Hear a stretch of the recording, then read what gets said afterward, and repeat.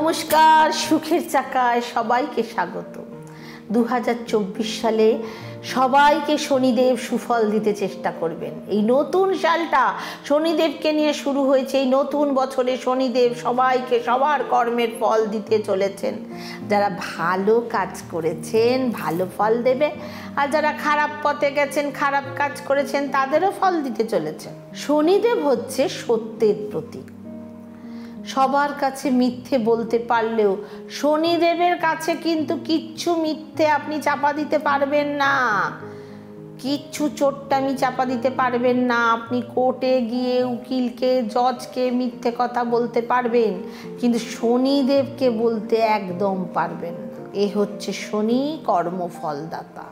এই বছর যারা মানুষের উপকার করবে, সৎ পথে চলবে, ঠিকঠাকভাবে কাজকর্ম করবে, কারোর সাথে কোনো রকম ধোঁকাবাজি করবে না, তারা অবশ্যই ভালো ফল পাবে, ভালো থাকতে পারবে। শনিদেব সব সময় তাদের সাথে থাকবে। এবং 2023-এ যারা মানুষের ক্ষতি করে এসেছে, মানুষকে ঠকিয়ে এসেছে, তারাও এবার তাদের কর্মফল পেতে শুরু করবে।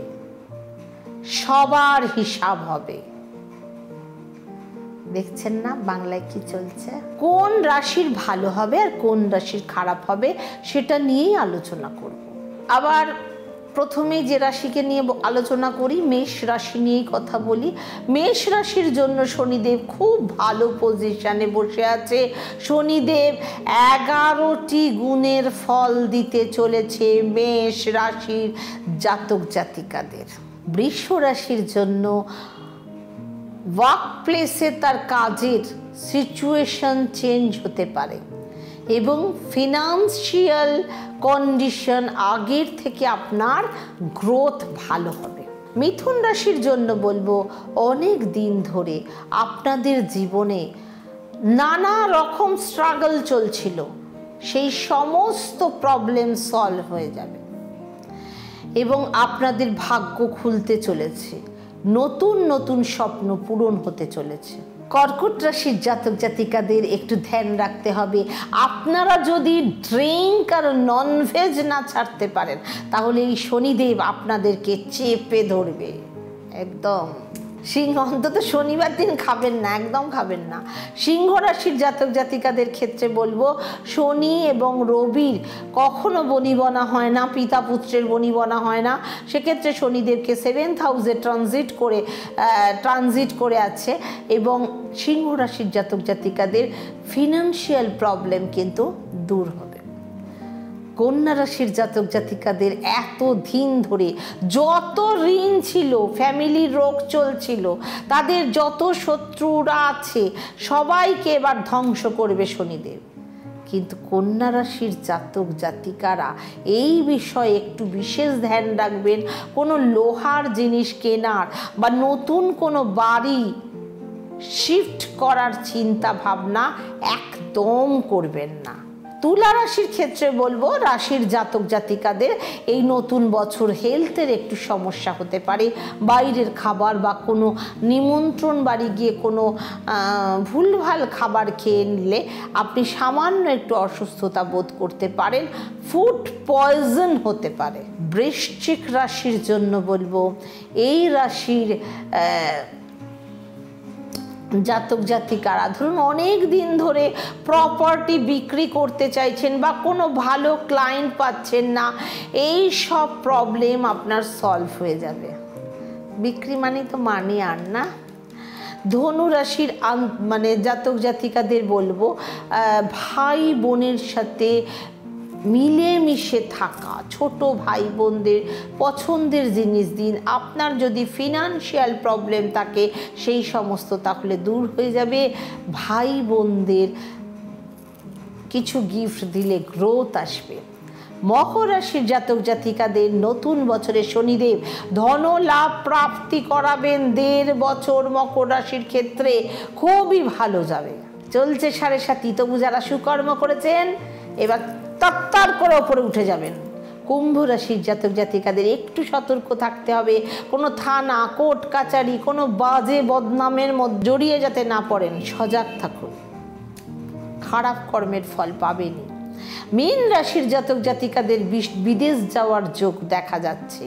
কোনো ফরেন সেটেলমেন্ট হতে পারে, এক্সপোর্ট ইম্পোর্টের কাজ শুরু হতে পারে। জীবনে বেশ 7.5 চললেও একটু অন্যরকম দিন আসবে।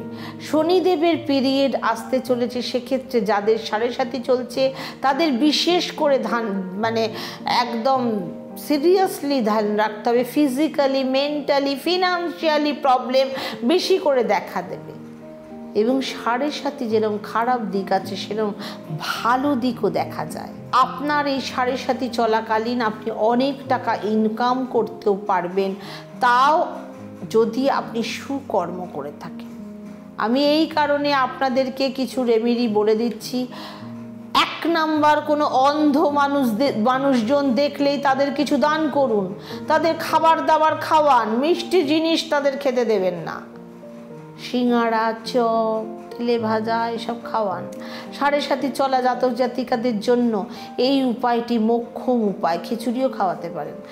আরেকটি ছোট উপায় বলে দিচ্ছি। রাত্রিবেলা অল্প কটা চাল নিয়ে দুধের মধ্যে ভিজিয়ে রাখুন এবং সেই চাল সকালবেলা কাক পক্ষীদের খাওয়ান। শনিদেব সব সময় ডিসিপ্লিনে থাকা পছন্দ করে। আপনি আপনার কাজে যত পাংচুয়াল হতে পারবেন, শনিদেব ততই প্রসন্ন হবে। সুতরাং ডিসিপ্লিন মেনটেন করলে কিন্তু নিজেই তার শনি ভালো হয়ে যায়। যাদের শনি ভালো, তারা খুব ডিসিপ্লিন লাইফ লিড করে। এই বছরটা স্টেবিলিটির বছর হবে। যে জিনিসগুলো বলেছি আমি, শনি 2023-এ যাদের রিলেশনশিপে প্রবলেম চলছিল, তাদের প্রবলেম কিন্তু সলভ হয়ে যাবে। দুজনের মধ্যে অনেক মতের মিল হবে, দুজনের বন্ডিং স্ট্রং হবে, অনেক কিছুই তো ভালো হবে। কিন্তু উপায় করুন। অনেকেই আছেন আমাকে প্রশ্ন করেন যে ম্যাডাম, আমার ছেলে নেশা করে, সে এত নেশা থেকে কি করে দূরে আনতে গেলে কি করতে হবে আর কি উপায় করব বলে দিন। অনেক কমেন্ট এসছে, অনেক রকম চেষ্টা করে দেখছেন, আপনাদের ছেলেরা বা হাজব্যান্ড নেশা ছাড়তে পারছে না। এর জন্য উপায় বলছি।